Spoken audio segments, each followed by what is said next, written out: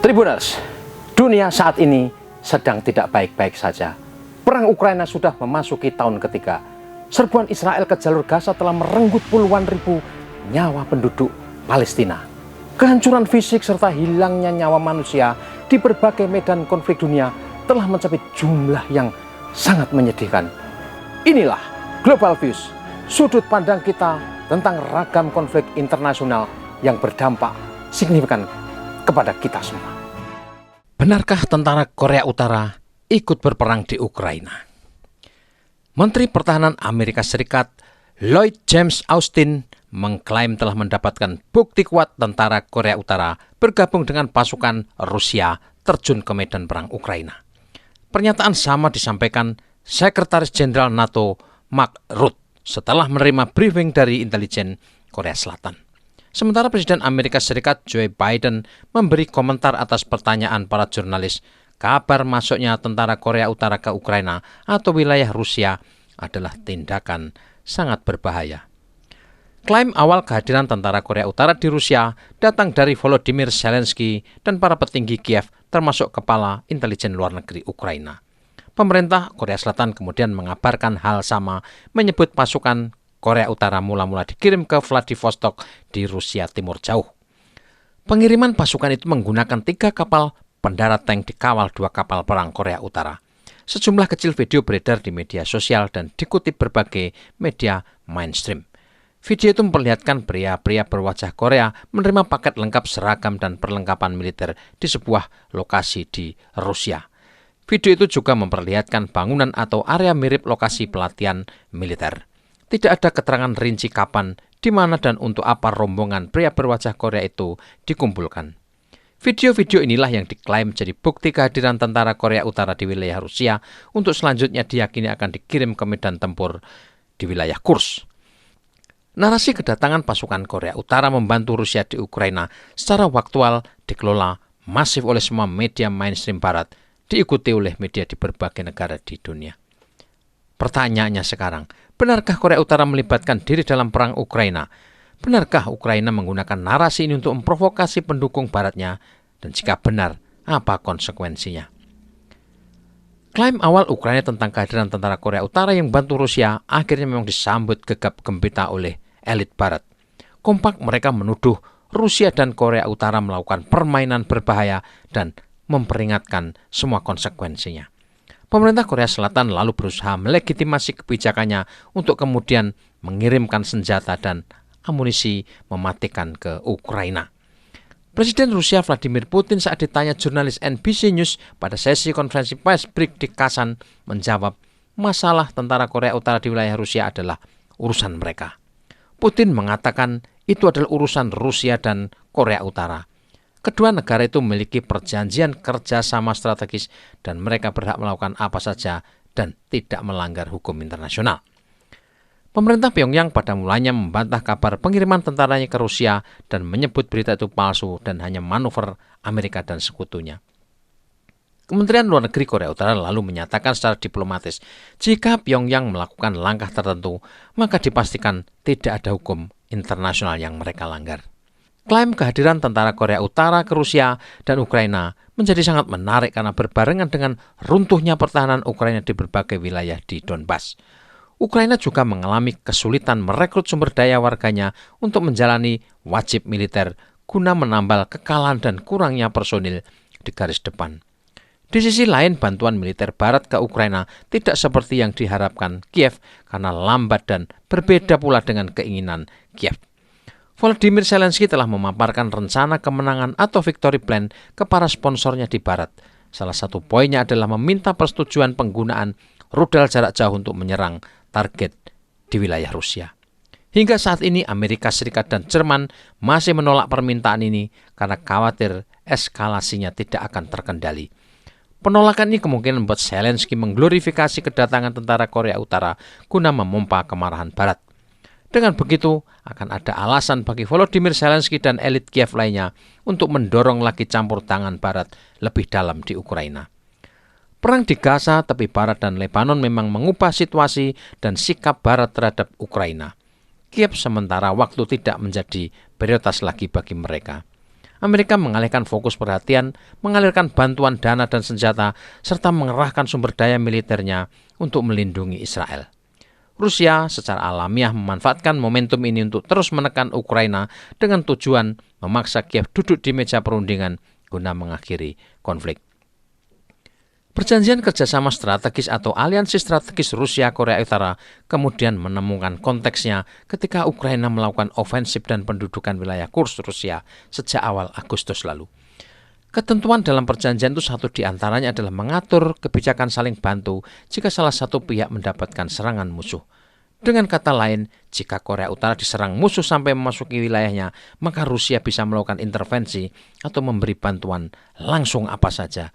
Begitu pula sebaliknya. Perjanjian kerjasama strategis yang isinya sama dilakukan oleh Rusia dan Belarusia.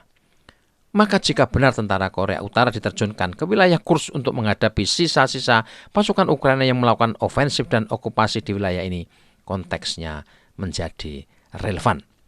Kemarahan Barat menghadapi perkembangan ini tentu saja menjadi aneh dan menggelikan.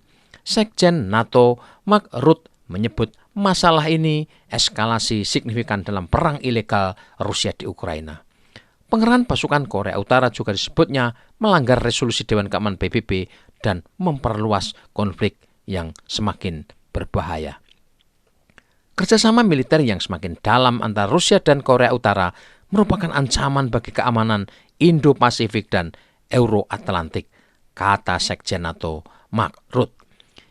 Ia tampaknya berpura-pura NATO yang dikendalikan Amerika Serikat memulai konflik Ukraina sejak upaya sistematis 2014 ketika mereka mendongkel pemerintah Kiev yang dianggap pro-Rusia.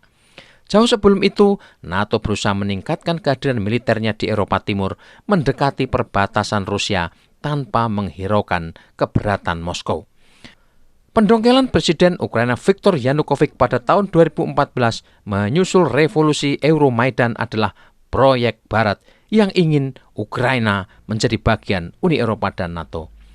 Memasukkan Ukraina sebagai bagian Uni Eropa dan NATO dengan demikian akan menyempurnakan kehadiran blok militer itu tepat di halaman depan Rusia. Langkah agresif Barat itu menemui jalan terjal ketika Presiden Rusia Vladimir Putin memutuskan menggelar operasi militer khusus ke Ukraina pada 24 Februari 2022.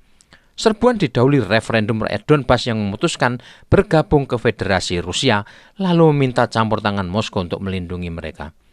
Mesin-mesin militer Rusia pun bergerak masuk ke Donbas dan membuat kemajuan pesat. Di pihak lain, Barat mengalirkan senjata dan bantuan intelijen ke Kiev untuk menghadapi serangan ini. Di awal konflik, Ukraina memobilisasi sukarelawan internasional dan ribuan orang dari berbagai negara datang untuk bertempur melawan pasukan Rusia. Kelompok-kelompok tentara bayaran juga terbang ke Ukraina, termasuk kontraktor-kontraktor militer yang difasilitasi negara-negara NATO. Di antara kelompok tentara bayaran itu, Rusia sejak awal meyakini sejatinya mereka ada yang bagian dari tentara reguler anggota Uni Eropa dan NATO. Dengan kata lain, Uni Eropa dan NATO aslinya telah terlibat langsung dalam perang Ukraina menggunakan berbagai kamuflase. Presiden Rusia Vladimir Putin berulang kali memperingatkan pasukan Ukraina tidak mungkin sendirian mengoperasikan peralatan tempur canggih kiriman Barat. Ada senjata yang sistem operasinya hanya bisa dilakukan anggota NATO atau bahkan hanya bisa dikendalikan militer negara tertentu seperti Amerika, Inggris, dan Prancis. Misalnya sistem rudal, Army Tactical Missile, Storm Shadow, Scalp yang memerlukan data teknis intelijen serta pemandu satelit geospasial yang tidak dimiliki Ukraina. Ukraina bukan anggota Uni Eropa dan juga bukan anggota NATO, sehingga dasar teknologi dan sistem militer pun tidak selaras dengan NATO. Karena itu persenjataan canggih Barat yang dikirim ke Ukraina pasti ada campur tangan langsung militer NATO, entah dijalankan di dalam atau dari luar wilayah Ukraina. Artinya sekali lagi, Barat sesungguhnya telah terlibat langsung dalam konflik Rusia-Ukraina. Pernyataan Mark Rutte, Lloyd Austin, Joe Biden, Zelensky, dan pemerintah Korea Selatan yang mengecam keadaan pasukan Korea Utara di Rusia adalah bentuk hipokrisi nyata mereka. Tanpa malu-malu mereka menyalahkan Rusia dan Korea Utara, sementara selalu membenarkan diri akan campur tangan mereka di Ukraina. Sikap dan kebijakan itu semakin mencerminkan fakta Barat memang menggunakan Ukraina sebagai alat atau proksi untuk menjalankan agenda politik menghancurkan Rusia. Apakah jika benar Rusia dibantu Korea Utara ini tindakan melanggar hukum internasional? Tentu saja tidak, karena dua negara itu sedang mewujudkan kerjasama militernya. Perjanjian bilateral mereka sah secara hukum internasional dan telah diratifikasi oleh masing-masing parlemen negaranya. Benar kata Vladimir Putin, kerjasama Moskow dan Pyongyang adalah urusan mereka, bukan urusan orang lain. Barat sudah berkali-kali dan melakukan intervensi baik legal maupun ilegal di banyak tempat di dunia ini, dan mereka menganggapnya sah-sah saja. Apakah kehadiran pasukan Korea ini akan memaksa NATO terlibat langsung mengirimkan tentaranya dalam perang Ukraina? Rasanya kecil peluangnya mengingat resiko dan aksesnya bagi kawasan Eropa. Tribuners, perang di Ukraina adalah pertarungan para raksasa melibatkan kepentingan ideologis dan praktis politik maupun militer. Rusia faktanya telah membuat keseimbangan baru di Eropa meski harus mengorbankan kehancuran Ukraina, jiwa maupun fisik mereka. Sudah hampir 3 tahun peperangan berlangsung dengan keunggulan strategis ada di pihak Rusia dan kemunduran hebat dialami Ukraina. Upaya Barat mengisolasi Rusia gagal total. Vladimir Putin bahkan dengan gagahnya memimpin KTT BRICS di Kasan yang dihadiri begitu banyak pemimpin negara di dunia. Sanksi bertubi-tubi terhadap Rusia kini berbalik arah. Ekonomi Rusia tetap melaju, sebaliknya negara-negara Eropa yang terkena dampak negatifnya. Kehadiran pasukan Korea Utara di kurs Rusia, jika ini benar, maka ini akan menjadi sebuah kemanfaatan strategis bagi Pyongyang guna melatih kesiapan pasukannya berkonfrontasi langsung dengan Korea Selatan.